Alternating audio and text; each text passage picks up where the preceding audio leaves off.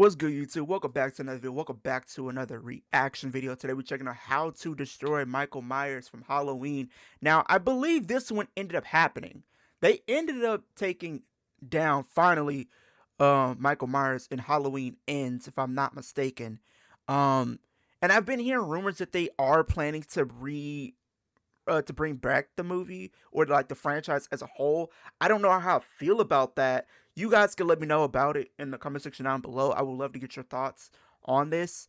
But I don't know if it's possible to bring him back. I mean, it's horror, so you can always, retcon a lot of stuff in the horror movie franchise. But um but with the way he went out, I don't know if you're able to bring him back just with the simple way how he went out and all this. So you guys can let me know though. Hi, and Halloween is right around the corner, which means that Michael Myers is probably hitching a ride to Haddonfield as we speak.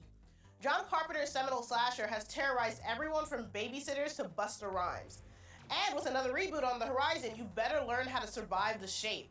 Let's take a look at how the big bad boogeyman has been beaten in the past and see if we can figure out how to kill Michael Myers.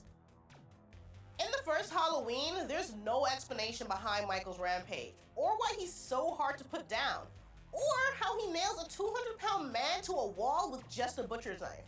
Babysitter Laurie Strode gets some good jabs in, including a knitting needle to the neck, a hanger to the eye, and a knife to the gut. But if you want to finish him off, you should seek psychiatric help. After Laurie rips Michael's mask off, his weirdly obsessed psychiatrist Dr. Loomis comes to the rescue. He empties his revolver into the shape and knocks him off a second-floor balcony. Today, you'd be damn foolish to expect a psycho killer to stay down after 6 measly bullets, but in 1978, it was a huge shock when Loomis looks down to see if Michael's body had disappeared.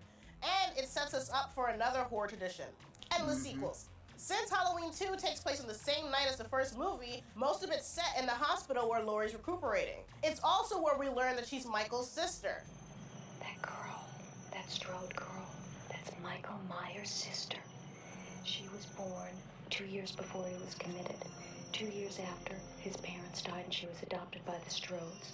But before the family reunion, Michael has a little fun around Haddonfield Memorial. He even boils up some fresh nurse for the occasion. Yum. Loomis is back to save the day again, and this time he's got bad gas. Loomis shoots Michael some more, but he doesn't even pretend it's enough to kill him. Can't say the same for this Marshal. Get away from him! Anyway, Laurie gets off a couple of rounds right through Michael's eyes, but he still keeps coming. Luckily, they're in a surgery room surrounded. I'm gonna say this, and I don't know. I think I made this comparison before, if I'm not mistaken. But like, to me personally, Michael Myers and Jason are kind of one and the same because they're tied to some degree. Well, not tied to each other, but Jason is tied to Camp Crystal Lake, right? And Haddonfield is tied to Michael Myers. But the thing is, it's like they could take a lot of damage that a normal slasher would not be able to take, right? But for some reason they have like these superpowers to where they're always able to come back in one way, shape, or form. And we've seen it throughout both franchises where it's like they look like they could be down for the count, but they're always find some way to escape, and then they end up making another movie, and another movie where they continue to take damage, but it's not enough. And we've seen it so many times. So that's kind of why I say they are kind of one and the same. You guys can let me know if you guys agree or don't, but I kind of feel like they're one and the same in that regard. By tanks of gas. Loomis fills the room with ether, somehow avoiding a Pillsbury Doughboy hallucination. Excuse me, Mr. Burns. Poppin' fresh, you glutinous little doughboy. Oh, wow. It is nice and flammable though, and when he flicks his lighter, they're both incinerated in a massive explosion. Or not. Michael? This actually was supposed to be the final appearance of Michael Myers, which is why the third movie is about an alcoholic doctor taking on an evil mask company.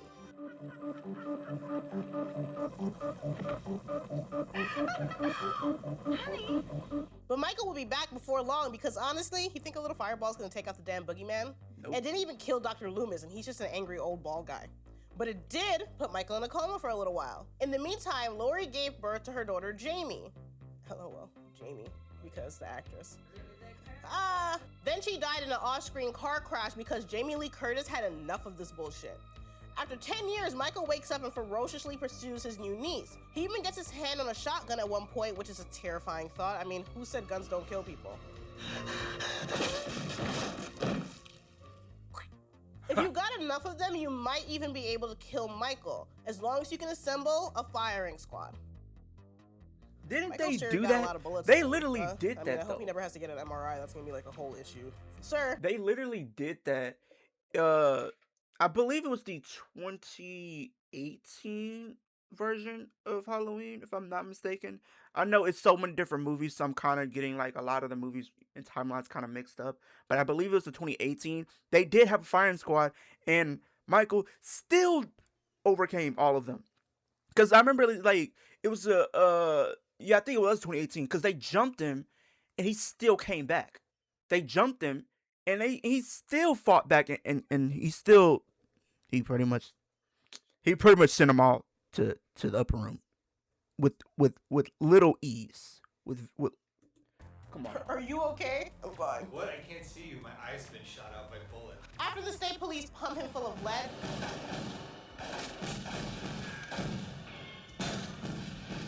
Michael falls into an old mine shaft that collapses on top of him.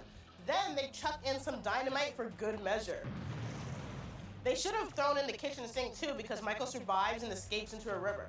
The fifth movie is often seen as one of the worst in the series. Even that I awesome agree. pitchfork impalement isn't enough to save it.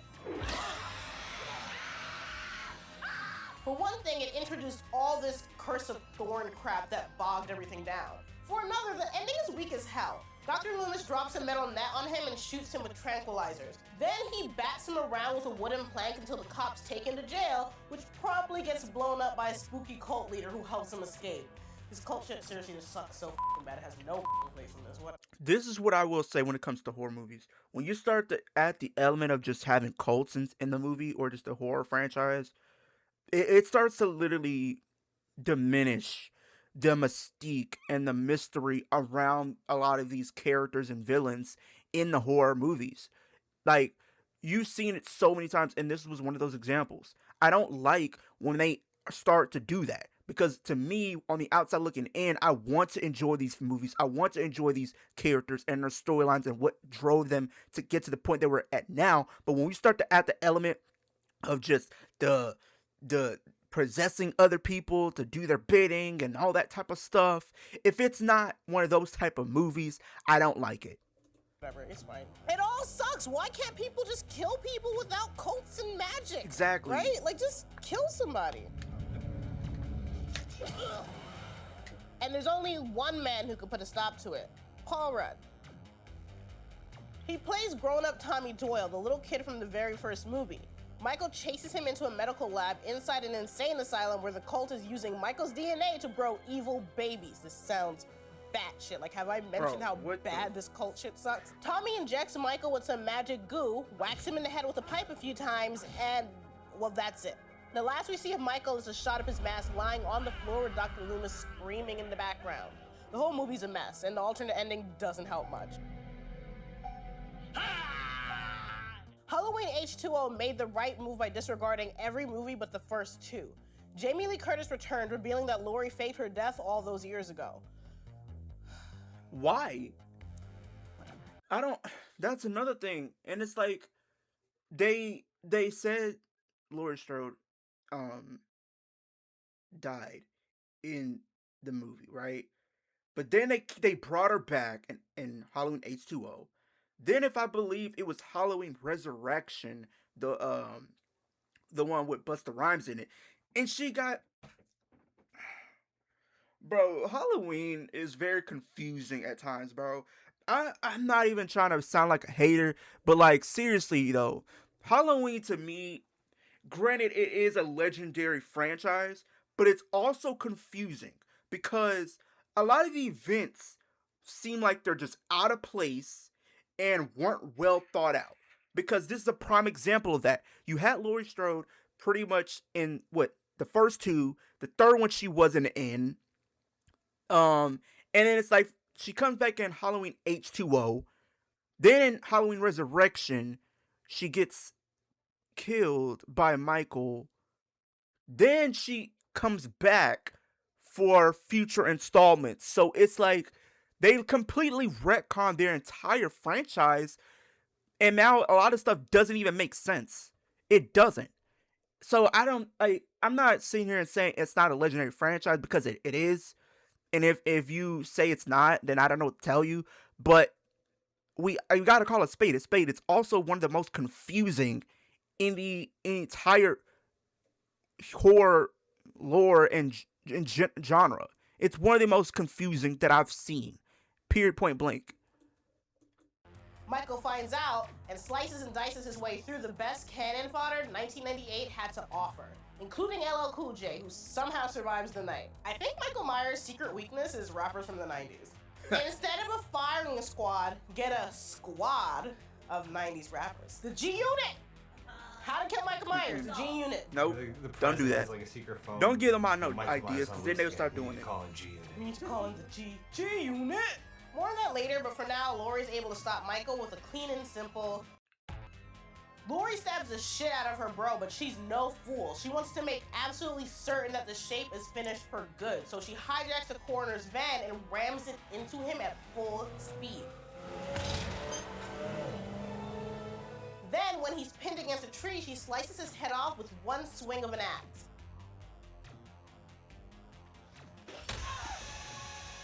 It's a badass ending, and I kind of wish the series finished there. That's but where it I'll should give them have credit. The way they get Michael out of this one is pretty clever.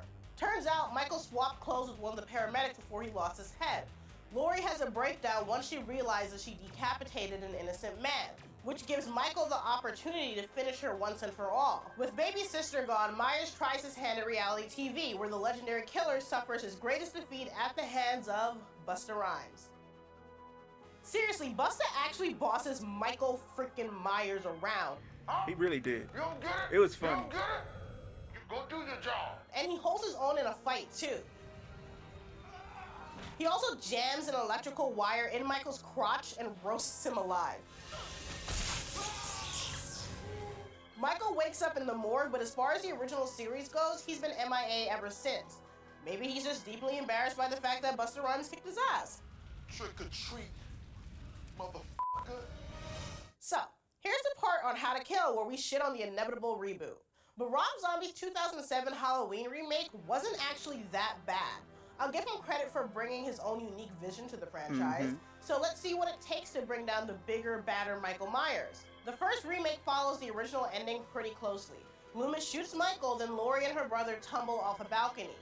But this babysitter isn't taking any chances. She points the gun at his face and boom, headshot. The second zombie Halloween is a little more off the rails, but it's still interesting. Michael wakes up in an ambulance again, and we learn he's seeing visions of his dead mother commanding him to kill. Still better than a dumb cult. At the end, Mikey gets shot some more and falls into some spiky farm equipment. Then Laurie finishes the job with a bit of the old stabby stabby.